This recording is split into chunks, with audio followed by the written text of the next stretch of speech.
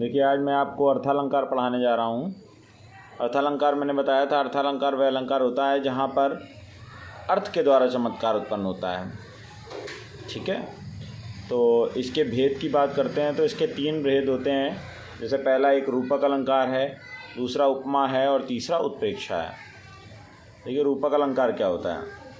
जहाँ पर उपमेय में उपमान का भेद रहित आरोप हो जाता है। भेद रहित समझ गए? एक होता है भेद सहित, एक होता है भेद रहित। भेद रहित का मतलब डिफरेंटलेस, जिसमें हम अंतर ना कर पाएँ, आरोप दिखाया जाए, वहाँ पर रूपक अलंकार होता है।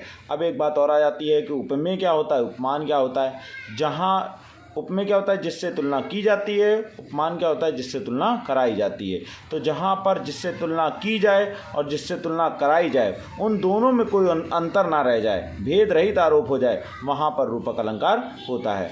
जैसे लिखा है, चरण कमल बंदौ हरिराई। चरण कमल बंदौ हरिराई, इसमें रूपक अलंकार है। कैसे? यहाँ पर सूरदास जी के द्वारा ये पंक्ति लिखी गई है।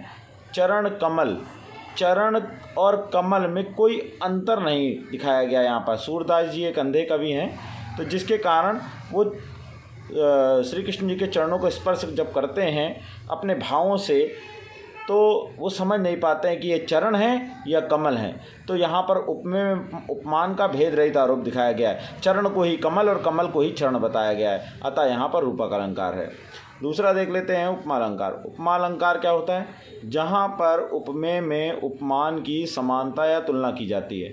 जहाँ पर उपमेय में उपमान की समानता या तुलना की जाती है, अर्थात समझ रहे हैं, जहाँ पर जिससे तुलना की जा रही है और जिससे तुलना कराई जा रही है, उसमें आपस में समानता प्रतीत होती है। अर्थात 2 वस्तुओं या व्यक्तियों के समान गुणधर्म आदि के कारण अगर स्पष्ट समानता प्रकट होती है, तो वहाँ पर उपमा अलंकार होता है। जैसे लिखा है, पीपर पात सरिस मन डोला। पीपर पात माने पत्ता, सरिस माने समान, मन डोला। पीपल के पत्ते के समान मन डोला, मन डोलने लगता है। जैसे पीपल का पत्ता हवा चलने पर डोलने लगता है, वैसे ही जरा सी मुसीबत आने पर हमारा मन भी इधर उधर डोलने लगता है। तो यहाँ पर क्या किया गया है? 2 चीज़ें हैं, एक उपमेय है, उपमान है। पीपल के मन की तुलना पीपल के पत्ते से की गई है। तीसरा जो है उत्प्रेक्षा अलंकार है।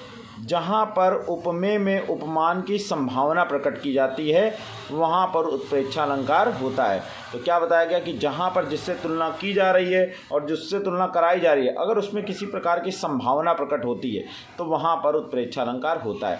जैसे लिखा हुआ है, सोहत ओढ़े पीत पटु, श्याम सलोने गात, मनहु नीलमणि शैल पर, आतप परियो प्रभात।